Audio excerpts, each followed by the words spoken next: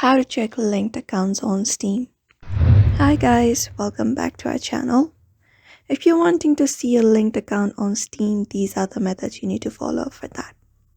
So for that, you can open up your Steam first, log in into your account, and you should be finding this interface.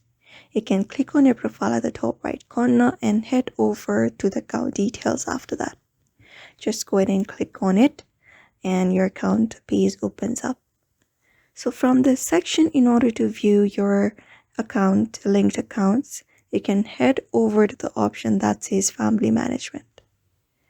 So when you reach over to Family Management, if any family member has used your Steam account or joined the Steam account, you should be finding the family member account right here in this section. So when you head over to the section, you should be finding the accounts that are linked to your account this way.